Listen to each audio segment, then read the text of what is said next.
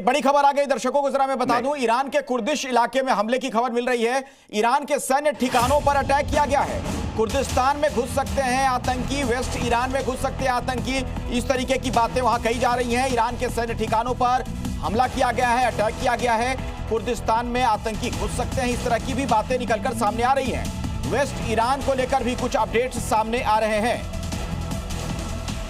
श्याम कुमार जी भी हमारे साथ मौजूद हैं। श्याम कुमार जी, जो मौजूदा हालात है उसको देखकर लगता तो है नहीं कि अभी ये लड़ाई रुकने जा रही है, मतलब बाजार की हालत सुधरेगी, ऐसा नहीं दिख रहा है फिलहाल।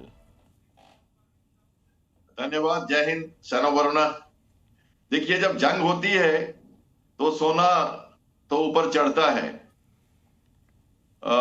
सभी को पहले होली की मुबारकबाद दूं। बड़ा अच्छा पैनल है, कई पुराने मित्र और सीनियर्स हैं यहाँ पे जी, और आप सबको धन्यवाद। मेरा वार्शिप यहाँ पे है। मैं एक लाइन कहना चाहता हूँ।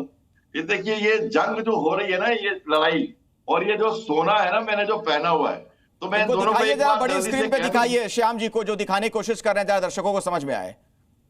हाँ श्याम जी दिखाइए। ये वारशिप है और ये जंग लड़ रहा है अभी। हॉर्मुज बंद है, इसके कारण सी लेन्स ऑफ कम्युनिकेशन को अफेक्ट कर रखा है उन्होंने।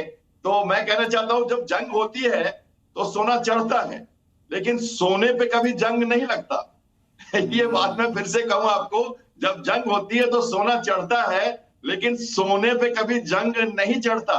तो आप मान के चलिए, जो हमारे पैनलिस्ट कह रहे हैं वो उसको मान के चलिए। जब ऐसी बात होगी, ग्लोबल इकोनॉमिक प्रभावित होगी, हॉर्मुज को अफेक्ट किया जाएगा, सी लेन्स ऑफ कम्युनिकेशन और कॉन्फिडेंस सी फेयर में कम होगा, तो 27 से ज्यादा इंडियन के जो कंटेनर है वो खड़े हैं लंगर डाल के। इंडियन मरीनियर एसोसिएशन ने सरकार से गुहार लगाई है, उनको इंश्योरेंस कंपनी और भाड़ा बढ़ रहा है। 5 दिन का फ्यूल जो वहां से आता था, अब हमारे रेड सी से जाएगा तो 30 दिन लगेंगे, तो खर्चा तो बढ़ेगा। और ये पहले भी हो चुका है, 88 में हो चुका है, इराक ईरान वार में, 2003 में कुवैत अटैक में हो चुका है। देखिए, अनक्लॉज 1982 के हिसाब से कई सारे सिग्नेटरीज हैं, और ये स्टेट्स जो है उनको खोलना चाहिए, ऐसा कहा जाता है। भले ही आपके नॉटिकल माइल आपके टेरिटोरियल वाटर में आता हो, लेकिन पूरा विश्व प्रभावित है। इसके लिए बहरीन में अमेरिका 5th फ्लीट को रखता है और 40 साल से ये काम कर रहा है, कोशिश कर रहा है। नेवल फ्लीट पे सबसे ज्यादा अटैक्स हुए हैं, आपको पता है, क्योंकि वार वहां आने वाली है थोड़े दिनों में। अगर बुट्स ऑन ग्राउंड हो तो आप सुने, कुर्दिस्तान की बात आप कर रहे हैं, वहां पहाड़ है, और बुशावर के बाद नीचे जो हमारा जो बंदर अब्बास बेस है ईरान का, उधर प्लेन एरिया है। पिछले साल बड़ी लंबी एम्फीबियस लैंडिंग की थी ईरान ने खुद, अपने आप को रिहर्सल करने के लिए। उनके 17 से ज्यादा एम्फीबियस शिप्स हैं। क्यों खरीदे उन्होंने पता नहीं, हालांकि काफी डिस्ट्रक्शन हो चुका है उनका।